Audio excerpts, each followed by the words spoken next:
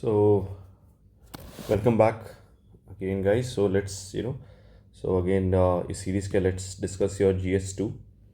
So अभी तक हम लोगों ने GS1 और SA डिस्कस किया है कि मेरा कैसा गया. I am just discussing with my perspective के जो मैं लिख के आया हूँ. बाकी मॉडल आंसर्स को देखेंगे तो भाई वो तो उस हिसाब से तो फेल ही हूँ मैं. मतलब फैल मैं जब ट्रेनिंग में था तो एक हमारे हरियाणवी ये थे, तो वो था ना, सब इंस्पेक्टर थे. तो जब भी हम लोग परफॉर्म नहीं करते तो ये बोलते थे कि साहब भाग लीजिए नहीं तो फैल हो जाओगे. तो लगता है कि ना अगर मॉडल आंसर देखूंगा तो मैं फैल हो जाऊंगा. ज़रूरत नहीं है उस चीज़ की. So let's let's get back to the topic. No more jokes. हाँ. सो पहला क्वेश्चन था ये, corrupt practices. Analyze the corrupt practices. Literally मतलब इसमें ना मैं सेक्शन 8 से 10 लिख के आया हूँ जो कि पूरा ही ब्लंडर है. सो मैंने बाद में देखा कि सेक्शन 123 होता है. सो थैंकफुली इसमें मैंने कुछ करप्ट प्रैक्टिसेस के बारे में लिख दिए थे वर्ड्स की करप्ट प्रैक्टिसेस होते क्या है, लेकिन मैंने सेक्शन 8 और 10 मेंशन किए हैं आरपी एक्ट के, 8 से लेकर 10 तक, जो कि टोटली ही गलत है. जब मैंने बाद में देखा कि मतलब ना कि सेक्शन 123 के बारे में बात कर रहे हैं and I have no clue ये कहाँ से उठा, क्या है क्या नहीं. तो ये तो मेरा इधर तक तो पूरा ही गलत है. ठीक है. Analyze whether the increase in asset and legislature and their associate disproportionate to their known source would constitute undue influence and consequently corrupt practice. So इसमें एनालाइज के बारे में बात करी थी, तो यहाँ पे मैंने एनालिसिस तो दे दिया, ये सही से दिया था. अब इसमें मैंने एग्जांपल दिया कर्नाटका, क्योंकि आई बिलोंग फ्रॉम कर्नाटका, तो मैंने वहाँ उस कर्नाटका में एक अब एलिगेशन है. ठीक है. अब उसको मैंने सीधा लिख दिया allegedly. Okay, your deputy chief minister of Karnataka basically ही had an asset of 8 crore and now it has grown to 12 around 1100 crore. So obviously this will give him undue influence over everything. So मैंने ये मेंशन किया और allegations भी डाल दिया कि this is why he was under the radar and how it can influence vote bank politics and criminalisation of politics और muscle money power. इसका मैंने कॉम्बिनेशन दिखा दिया कि इट डस. बट मुझे ये नहीं पता था कि सेक्शन 123 इसको भी कवर नहीं करता है, क्योंकि सेक्शन 123 ही नहीं पता था भाई मुझे. So and I was not new. जो मैंने like in my old video मैंने बताया था कि केरला वाला बंदा था जो कि बहुत ही स्मार्ट था, उसने भी इसी के बारे में लिखा है. Even he did know. So I don't know, हो सकता है handful of people did know about this 123. Newspaper में थे कवर, कोई लोग बोलते हैं, लेकिन शायद उस टाइम न्यूज़पेपर्स ना पढ़ा हो सकता है. सो पहला क्वेश्चन तो आधा ही मैंने लिखा है. 2 भी मिल जाए तो भी ठीक है यार, दिल खुश हो जाएगा मेरा, 2 मिल जाएगा तो भी. दूसरा, comment on the need of administrative tribunal and impact of recent tribunal reforms. पहला पार्ट अगेन अच्छा गया, पता था. Your 42nd amendment act 323A सेक्शन 14A कैट बना, स्टेट लेवल पे भी है. ये सब क्यों गया? क्योंकि बहुत सारे केसेस डिपेंडेंसी बढ़ चुके थे, स्पेशलाइजेशन की कमी थी. तो ये सब मैंने मेंशन कर दिया, वो सब ठीक था. Recent tribunal reform rationalization by 2021, भाई कोई आइडिया नहीं था मुझे कि क्या है ये रिसेंट ट्रिब्यूनल. वो भी 5 साल 4 साल पहले पूछ रहे हो तुम. कोरोना का टाइम था, मैं तो पढ़ाई छोड़ चुका था तब. तो अब क्या था, अब मैंने छोड़ तो सकते नहीं है, किसी भी चीज़ को छोड़ना तो बनता नहीं पॉइंट. मैंने लिख दिया जो मुझे समझ आता है. अब रैशनलाइजेशन कैसे किया जा सकता है, तो मैंने इतना ही सोचा कि मतलब रैशनलाइजेशन का मतलब क्या होता है कि आप एफिशिएंसी को बढ़ा दो. अब मैंने उस एफिशिएंसी को बढ़ाने के लिए मतलब वही सब सोचा जो नॉर्मल आदमी करेगा, मैंने वो सब मेंशन कर दिया कि एफिशिएंसी को कैसे बढ़ाया जाए. और इस पर फिर मैंने एक एग्जांपल डाल दिया. रिसेंट स्टैम्पीड केस जो हुआ था कर्नाटका में, जो आरसीबी का परेड हुआ था, उसमें आईपीएस को सस्पेंड कर दिया गया था और वो बंदा चला गया था कैट में. 3 लोग गए थे और कैट ने उन लोगों को ना फिर से रीइंस्टेट कर दिया था. तो ये एग्जांपल मैंने डाल दिया रिसेंटली कि चलो कोई कुछ रिलेवेंस तो दिख जाए कि कैट का पड़ा है कुछ, बस इतना ही. लेकिन अगेन ये सेकेंड पार्ट का मुझे उतना लगभग कोई आइडिया नहीं था. 3 भी मिल जाए तो भी ठीक है. तीसरा था, जो ये पहले 3 थे ना, मैं आपको तुमको मैं पहले अपना ये अप्रोच बताता हूँ. जब मैंने पेपर देखा था, पेपर देखते मेरे होश उड़ गए थे. क्यों? पिछले साल में मतलब जो मेरे लास्ट अटेम्प्ट में मेरे 102 आए थे, सारा पेपर आता था तब मुझे. वहाँ पे भी मैंने एक 15 मार्क्स का पूरा ब्लंडर किया था, तब भी मेरे को 102 आए थे. और मैं जब यहाँ देखा मैंने क्वेश्चन, पहले 3 में होश उड़ गए मेरे. बोला यार इस पर लिखूँ तो लिखूँ क्या. अब क्यों इतना डिफिकल्ट लग गया ना मुझे कि मतलब ये मैंने पढ़े क्यों नहीं है, ऐसा फील हो गया मुझे. मैंने यार क्या पढ़े ही नहीं है क्या मैंने इन सबको. तो यहाँ पे लेकिन एक चीज़ एडवांटेज था कि आधा आधा क्वेश्चन आता था मुझे. तो यहाँ पे पूछा था compare and contrast president power of pardon with USA और प्रीएम्प्टिव पार्डन क्या होता है। अब मुझे कोई आइडिया नहीं था इसका कि ये यूएसए का पार्डन क्या होता है। वो जो केरला वाले बंदे से पूछा था वो तो जॉय बिडेन पता नहीं किस किस का एग्जाम्पल लिख के आ गया। मैं तो बोलता भाई अभी ट्रंप आया, उससे पहले भी ट्रंप ने दिया था, जॉय बिडेन ने दिया था। मतलब ये सब हो कब रहा है यार, ये हुआ कब ये सब। और फिर मैंने कुछ ग्रुप भी चेक किया तो उन लोगों ने भी शेयर किए हुए थे, तो इट वॉज माई फॉल्ट कि मैंने ये फॉलो नहीं किया। It was not any one else fault, it was totally my fault कि मैंने ये टोटली मिस आउट कर दिया इस इन्फॉर्मेशन को कि ऐसा भी कुछ हो रहा है वर्ल्ड में। तब मैं अपने वर्ल्ड में था ना। लेकिन हाँ, लाइक इसमें मैंने पार्डनिंग पावर इंडिया इंडिया के प्रेसिडेंट के बारे में लिख दिया। और एक एक तो चार्ट बना के मैंने दिखा दिया कि यूएस में क्या होता है। पूरा पूरा फ्लूक, पूरा मतलब होता है ना कि हवाबाजी करके आया होगा कि यूएस में क्या होता है। अब पता नहीं क्या देगा नहीं देगा, लेकिन इंडिया के हिसाब से तो देना चाहिए। प्रीएम्प्टिव पार्डन मुझे पता था, प्रीएम्प्टिव वर्ड क्या होता है, तो प्रीएम्प्टिव को मैंने समझा दिया, पार्डन क्या होता है ये समझा दिया बस। इंडिया का 72 आर्टिकल लिख दिया, काफ़ी है उतना। मुझे लगता है कि 2 मिल जाए तो भी ठीक है यार। तो देखो अभी मार्क्स देख लो मेरे 3 के, 2 3 2, मैं ये एक्सपेक्ट कर रहा हूँ। कैसे आएंगे 100 के ऊपर, मुझे ये नहीं समझ आ रहा है इसमें। तो अब नॉर्मलाइजेशन हो जाए इस पेपर में तो बढ़िया है। नहीं होता है तो अगर इसी चीज़ से चलेंगे तो पहले 3 क्वेश्चन में तो मैं तो पूरा मतलब बोल्ड हुआ हूँ। तो सीधा दिख रहा था कि नॉलेज की कमी है। कोई मेरा अगर पेपर चेक करना स्टार्ट करेगा तो वो देखेगा कि कहीं कहीं इसने तुक्केबाजी मारी हुई है, और कहीं कहीं पे इसने इन्फॉर्मेशन लिखा और कहीं कहीं इसको आइडिया ही नहीं है। और 3 क्वेश्चन में बेस बन जाता है एक इंसान का जो चेक कर रहा है। और तीनों ही टफ था मेरे लिए। अब पता नहीं बाकियों को कैसा लगा है, मेरे को तो टफ लगा भाई ये। अब चौथे से मेरा थोड़ा सा ना फ्लो फ्लो स्टेट में आना स्टार्ट हुआ, क्योंकि यहाँ से मुझे आते थे चीज़ें। जम्मू एंड कश्मीर पूरा आता था मुझे। इसके मैंने सीधा 239 आर्टिकल से मेंशन स्टार्ट किया।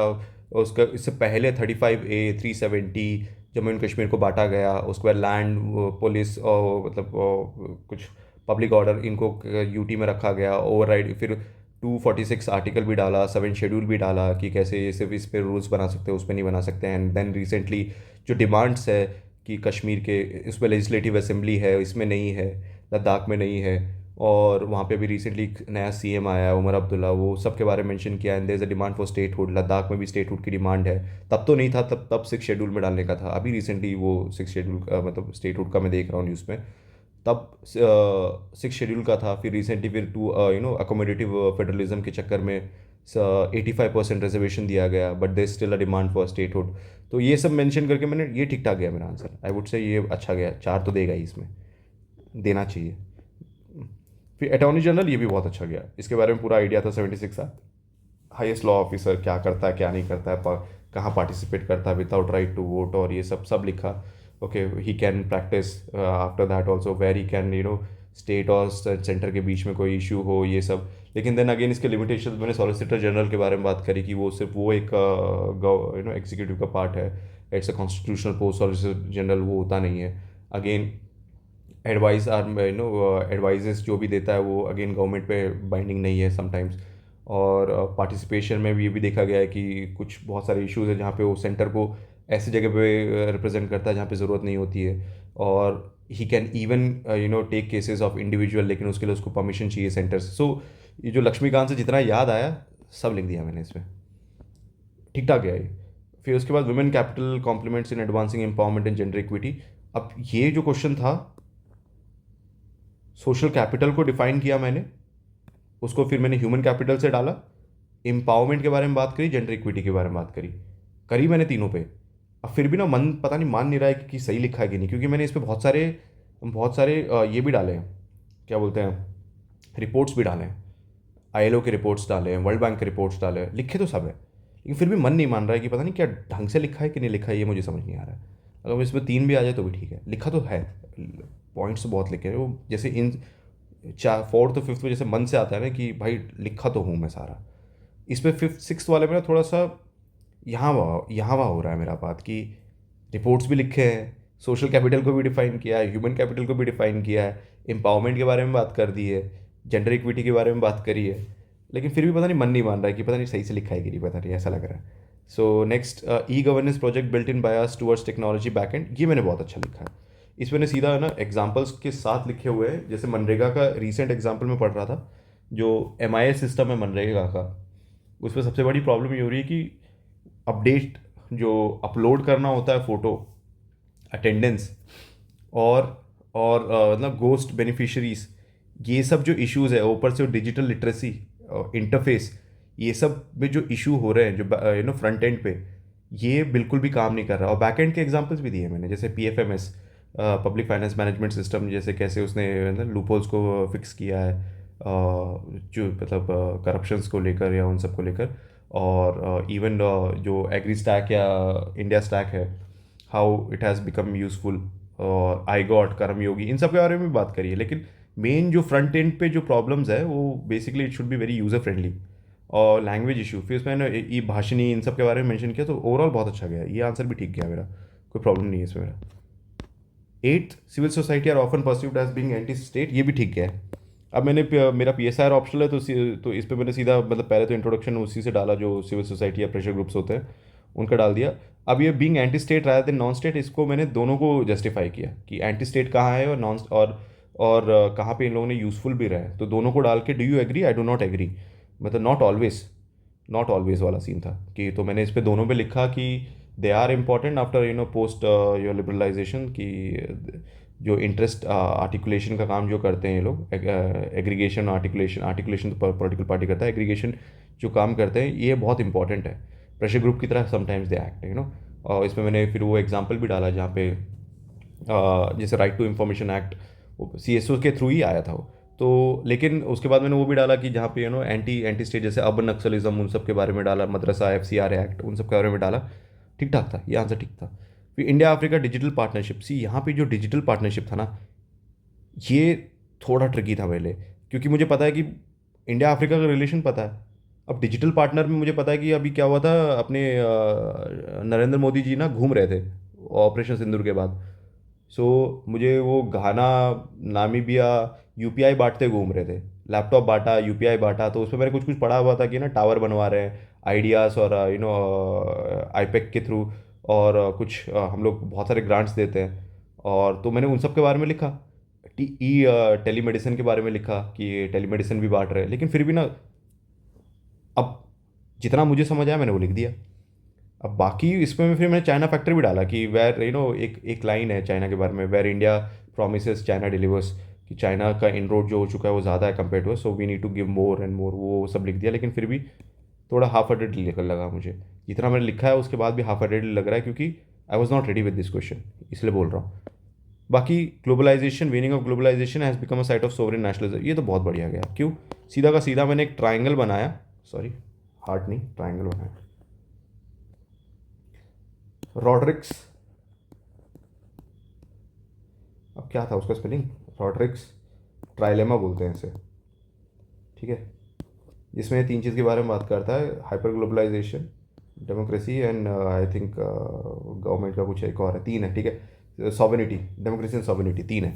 तो इट बेसिकली मीन्स कि ना कि आप तीनों को एक साथ नहीं लेके जा सकते, ग्लोबलाइजेशन जहाँ है वहाँ डेमोक्रेसी नहीं रह सकती, जहाँ सॉवरेनिटी है वहाँ ग्लोबलाइजेशन नहीं हो सकता।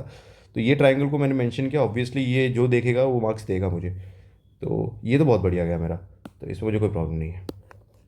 और गेटेड कम्युनिटी, गेटेड ग्लोबलाइजेशन, अपने इसको ट्रम्प ट्रम्प अगले को डाल दिया मैंने कि ट्रम्प क्या कर रहा है आफ्टर कोरोना, ये सब सब डाला मैंने कि कैसे सप्लाई चेन डिसरप्ट हुआ है। Now even India is following such principle like Atmanirbhar Bharat, which is actually example of sovereign nationalism. So ये बढ़िया था मेरा आंसर, कोई प्रॉब्लम नहीं। फिर अगेन जब 11th वाला आया कॉन्स्टिट्यूशनल मोरालिटी, इसको मैंने एक्सप्लेन कर दिया और उसको डाल दिया। फिर इसको मैंने रूसो से भी एक्सप्लेन कर दिया कि रूसो भी कुछ बोला था, जनरल विल क्या होता है, और प्रियम्बल में मेंशनड है और ये सब। फिर in the view of supreme court के बारे में पूछा हुआ था कि balance judicial independence and judicial accountability. अभी जुडिशियल इंडिपेंडेंस एंड अकाउंटेबिलिटी को मैंने इसमें सारे मेंशंस तो किए, सारे के सारे आर्टिकल्स मेंशन किए कि कहाँ पे इंडिपेंडेंस है, अकाउंटेबिलिटी है, 142, इन सबको मेंशन किया। और उसके बाद मैंने इसमें जुडिशियल ओवर रीच और जुडिशियल एक्टिविज्म के बारे में भी बात किया कि कहाँ पे कॉन्स्टिट्यूशनल मोरालिटी की ज़रूरत पड़ सकती है। अब इसमें मैंने एक ऐसा एग्जांपल दिया था जो जो रिसेंटली हाँ सुप्रीम कोर्ट ने ना तमिलनाडु गवर्नर को लेकर किया था कि टाइमलाइन फिक्स कर दिया था। अब ये जो है इंडिपेंडेंस और अकाउंटेबिलिटी, अकाउंटेबिलिटी में इसमें मैंने जुडिशियल ओवररीच का जब एग्जांपल लिया था कि सुप्रीम कोर्ट ने ये किया था, तो मैंने उसको ओवररीच में डाल दिया था कि वो अकाउंटेबिलिटी वो कर तो रहा है सही काम, लेकिन वो लेजिस्लेचर का प्रोसेस है कि वो डिफाइन करना चाहिए। तो उस वे में कॉन्स्टिट्यूशनल मोरालिटी को ध्यान में रखते हुए जुडिशरी को वर्क करना चाहिए, तो इसके बारे में मैंने लिखा। अब पता नहीं कितना सही लिखा कितना गलत लिखा, ठीक ठाक ही लिखा लगता है, देखा जाएगा। अब जो 12th क्वेश्चन था, अब इसमें भी मेरा हाफ हार्टेडली मुझे लगता है कि कुछ चीज़ें अगर और लिख सकता था शायद, मुझे लगता है। अमेंड सारे आर्टिकल्स तो लिखे हैं, कॉन्स्टिट्यूशन मोरालिटी 3 पार्ट है इसमें, वैसे देखते हैं 5 मार्क्स में अगर ठीक ठाक दे देगा तो ठीक है। और इसमें जो नेक्स्ट था इंडियन कॉन्स्टिट्यूशन अमेंडिंग पावर, इसमें मैंने यार लिखा सब कुछ है, लेकिन जो सब्सटैंटिव लिमिटेशन है ना, प्रोसीजरल में तो पूरा लिख दिया मैंने कि व्हाट इज स्पेशल मेजोरिटी, ये मेजोरिटी और क्यों बना था, कॉन्स्टिट्यूशन बना क्यों था। तो मैंने इसमें सीधा उसको पॉल पॉल ब्रास को डाला था कि इंडिया जो इंडियन कॉन्स्टिट्यूशन बना था was not because of the hope और it was because of the turmoil, ये सब एक लाइन है उसकी एक, कि इसीलिए क्वासी फेडरलिज्म को फॉलो किया गया था कि जहाँ पे सेंटर स्ट्रांग होगा, और उसके लिए कुछ ऐसे प्रोसीजर्स बनाए गए थे जो बहुत फ्लेक्सिबल एंड रिजिड है, इसलिए it's also known as a living document. और उसके बाद प्रोसीजरल में मैंने उसको आर्टिकल 2 and 3 भी मेंशन किया, which is outside 368, and then special majority with federalism, जैसे जीएसटी हो गया। प्रोसीजर लिखा। सब्सटैंटिव में ना मैंने सबसे बड़ी गलती कर दी, मैंने बीएसडी डाला ही नहीं, बेसिक स्ट्रक्चर डॉक्यूमेंट डाला ही नहीं। अब मुझे लगता है ये भारी ना पड़ जाए। सब्सटैंटिव में मैंने स्टेट वालों को ज़्यादा लिख दिया कि स्टेट का विल पूछा नहीं जाता है, ये सब वो सब पूरा पूरा ब्रेन वाइट वॉश हो चुका था मेरे दिमाग से ये, कि बीएसडी डालना चाहिए था मुझे। सो थोड़ा सा इसमें थोड़ा सा मुझे लगता है कि अगेन इसमें ना दो पार्ट था 7.5 का। सो आई डोंट नो कैसा दिया जाएगा। बीएसडी डालना बहुत ज़रूरी था यार, वो तो सबसे ज़्यादा ज़रूरी था केशवानंदा भारती केस, जो मैंने बाद में रियलाइज़ किया यार ये तो डाला ही नहीं मैंने। लेकिन बाकी प्रोसीजर इन सब में था, ठीक है देखा जाएगा कैसा होता है। क्योंकि मैं बता रहा हूँ ना, ये प्रेशर ये बना कहाँ से मेरे पे, ये 3 क्वेश्चन बनाए ये प्रेशर। अदरवाइज़ बहुत सारी चीज़ें बहुत अच्छे से हो सकते थे मुझसे। मुझे लगता है कि पेपर 2 क्यों टफ था, सबके लिए इतना टफ क्यों था, क्योंकि क्वेश्चन ही इतना डिफिकल्ट था। तुम जो मैं इतने इजीली बता रहा हूँ इसको पढ़ने में ही टाइम लग जा रहा था। 3 4 लाइन के तो क्वेश्चन दिख रहे हैं सामने। उसके बाद नेक्स्ट है इवोल्यूशन ऑफ कॉलेजियम, ये भी ठीक ठाक था, ये बढ़िया गया। लेकिन अगेन नाउ जो यूएस का था, यूएस का मुझे पता था कि कोई भी अपॉइंट कर सकता है, तो इवोल्यूशन के बारे में मैंने सब लिख दिया। लेकिन इसमें मैंने सबसे बड़ी गलती कर दी, फोर्थ जज एक्ट लिखा ही नहीं मैंने, एनजेएसी वाला। 3 तक रुक गया मैं। Critically examine the advantage disadvantage, मैंने इसमें अंकल जज सिंड्रोम ये वो सब सब मेंशन किया कि कैसे ये मतलब लोकपाल एक्ट भी डाला मैंने इसमें, कि लोकपाल कैसे लोकपाल का रीसेंट जजमेंट था कि सुप्रीम कोर्ट और high court should be with in the ambit, तो वो वाला डाला कि करप्शन केसेस आरटीआई भी रिसेंटली आया है। और उसके बाद यूएस का जो अपॉइंटमेंट होता है एवरीवन कैन डू इट, और वहाँ पे स्पेशलाइजेशन नहीं होता है, कुछ कुछ बहुत सारे सीन्स थे, तो ठीक ठाक ही गया मैं बोलूँगा इसमें। कंपेयर टू 12th and 13 लगभग सेम ही गए मेरे, एकदम बढ़िया वाला नहीं गया जो दिल से खुशी हो। दिल से खुशी मेरी इसमें हुई थी 14th और 15th, बहुत बढ़िया गया। मतलब बहुत लोगों ने इसमें क्या क्या लिखा पता नहीं, मैं तो बहुत कुछ लिखा है इस पर।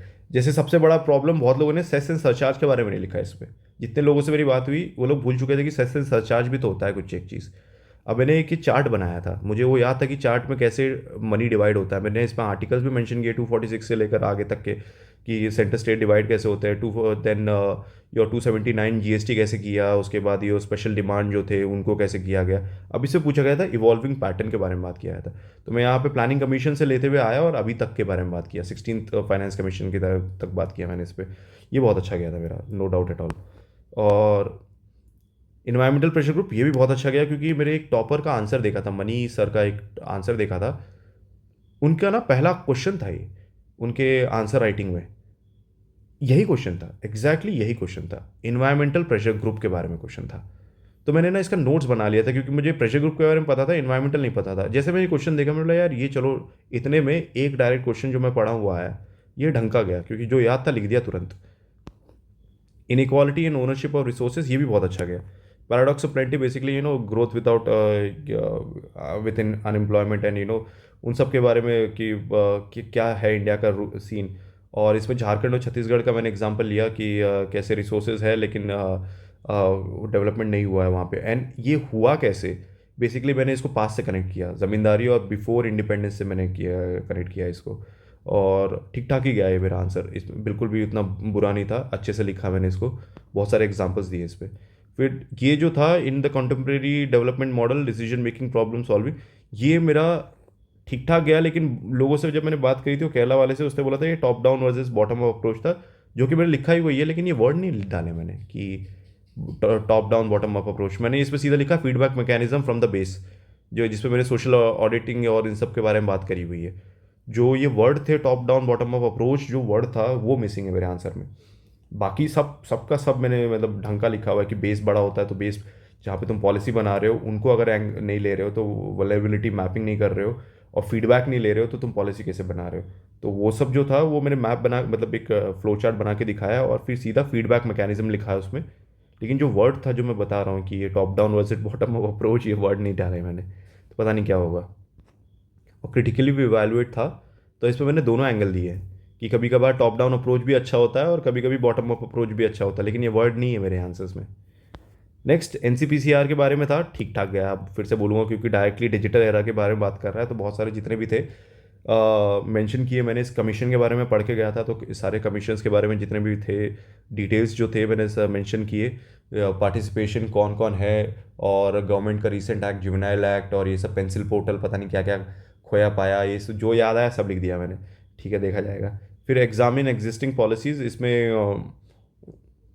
और इसमें सबसे बड़ा प्रॉब्लम तो ये था कि मैंने इसमें आर्टिकल्स ही नहीं लिखे फंडामेंटल राइट के, जो 23 और 24 के बारे में बात करता है। याद ही नहीं आया भाई, पता नहीं इतने आर्टिकल्स याद रहते थे उस टाइम, कुछ याद नहीं आया। हो जाता है वो ना, टेंशन बहुत बड़ी, क्वेश्चन ही इतने डिफिकल्ट लग रहे थे यार, मतलब पढ़ते पढ़ते दिमाग ख़राब हो जा रहा था मेरा कि कैसे होगा। लेकिन इसमें मैंने सारे सारे के सारे पॉइंट्स लिखे हैं। और इसमें even I have mention about your UNESCO report, कि यूनेस्को क्या बोलता है कि अंडर 16 को ये नहीं देना चाहिए मोबाइल, मतलब सोशल मीडिया में अकाउंट नहीं होना चाहिए। ऑस्ट्रेलिया का मैंने डाला कि ऑस्ट्रेलिया या न्यूजीलैंड में से किसी ने, एक ने, शायद ऑस्ट्रेलिया ही था, तो उसने पास किया है कि अंडर 14 में अलाउड नहीं होना चाहिए चाइल्ड पोर्नोग्राफी, ये सब वो सब। सियाम एक नया वर्ड इंक्लूड हुआ है कि तो चाइल्ड पोर्नोग्राफी को चेंज कर दिया गया है। और उसके बाद फाइनली कंक्लूजन में ये डाला कि एनसीपीसीआर को एक कॉन्स्टिट्यूशनल बॉडी बनानी चाहिए as at par with your NCST and NCSC. So उस वे में मुझे लगता है कि शायद ठीक ठाक गया है, मिल जाए तो ठीक है, नहीं तो देखा जाएगा यार। ये ठीक गया, ये बहुत अच्छा गया मेरा। एनर्जी सिक्योरिटी कॉन्स्टिट्यूट्स किंगपिन, इसमें मैंने रशिया का एग्जाम्पल भी लिया है, not just middle east, Russia का एग्जाम्पल दिया है। और उसके बाद इसमें मैंने कैसे अपने फॉरेन पॉलिसी को, हम लोग को कैसे देखो फॉरेन पॉलिसी का काम ही यही होता है कि हमारे नीड्स को पूरा कर सके, and no foreign policy can work in silos, it is always dependent on other countries. तो इस वे में मैंने इसको सारा डाला है, लेकिन we need to work on our own requirement, and उसके लिए आत्मनिर्भरता और वो सेल्फ सफिशिएंसी तभी होगा अगर हम अपना डाइवर्सिफाई कर दें। इसमें मैंने सारे रिपोर्ट्स डालेंगे कैसे कितना हम एक्सपोर्ट इंपोर्ट करते हैं और कितना डिपेंडेंट है, और जो यूएस की पॉलिसीज़ है, जैसे ईरान से हमने बंद कर दिया, अब रशिया भी बोल रहा है, लॉन्ड्रोमैट बोलता है हमें, पता नहीं क्या क्या बोल रहा है। तो उसी बेसिस में हम लोग को, और जो हमारे जो पंचामृत टारगेट्स हैं उनको वाइडन कर दो, और जितनी जल्दी हो सके सेल्फ सफिशिएंट हो जाओ। And even I included nuclear energy, कि जो हमारा रिसेंट टारगेट्स है 100 गीगावाट्स का, जो अभी अभी इस बजट में डाला गया था, उस पर वर्क करने की ज़रूरत है। And there is a need, quadruple approach के बारे में बात करी थी कि क्वाड्रपल अप्रोच होता है जहाँ पे government, civil society, academicians and your local people, they should participate. So this quadruple approach मैंने डाला कि इनकी ज़रूरत है, and then it was a very good answer according to me. ये भी बहुत बढ़िया गया, लास्ट वाला भी बहुत बढ़िया गया, कोई प्रॉब्लम नहीं। यूएन के रिफॉर्म्स के बारे में पूछा था, लेकिन यूएन का रिफॉर्म नहीं पूछा था इसमें पूछा था कि ईस्ट वेस्ट की जो प्रॉब्लम्स है उनको कैसे कैसे वो यूएन को डालता है। तो इसमें मेरे बहुत सारी चीज़ें थी जो, मतलब ये मेरा ऑप्शनल से ही रिलेटेड था, तो बहुत बढ़िया गया, कोई दिक्कत नहीं। तो यहाँ पे देखो, अब मैं बता सकता हूँ कि लास्ट के दो अच्छे गए, 18 17 ठीक ठाक गए, 16 अच्छा गया, 15 अच्छा गया, 14 बहुत अच्छा गया, ठीक है, 13 एंड 12 अगेन ठीक ठाक गए, 11th ठीक ठाक गया, 10th बहुत अच्छा गया, 9th ठीक है, 8th ठीक है, देन 7th ठीक ठाक है, 6th ठीक ही है, मतलब पता नहीं मुझे अभी भी मन से मान नहीं रहा है बात की, लिखा है मैंने ठीक से। 5th बहुत ठीक, बहुत अच्छा गया, 4th अच्छा गया, और पहले 3 के तो मैं आपको हालत बता ही चुका हूँ अपने। अब इस बेसिस में जो भी मेरे मार्क्स आते हैं वो तो मैं आपको बताऊंगा ही बताऊंगा कि भाई देखो ये मार्क्स थे मेरे। तो अगर ये इतना काफ़ी है, और आई एम होपिंग, अगर पता नहीं, मन तो नहीं मान रहा है कि 100 भी आएगा करके, 100 नहीं आता है तो रोना आ जाएगा, क्योंकि मैं तो सोच रहा था 120 मारूंगा इस टाइम पे ना। होता है ना कि उम्मीद बढ़ के रहती है हरदम आदमी का कि भाई 120 आने चाहिए, टॉप 100 में ला देंगे। देखो इस टाइम पेपर देखने के बाद रोना आ गया। चलो कोई नहीं, देखते हैं इसके बाद मार्क्स कैसा रहता है. So will discuss, I will discuss the next paper after this video. So this is it. Let me know, what do you think, कैसा रहा है, what is the way forward, और कैसा मतलब क्या चीज़ की कमी थी. और जो लिखे हैं प्लीज़ आस्क देम कि उनको कैसा लगा.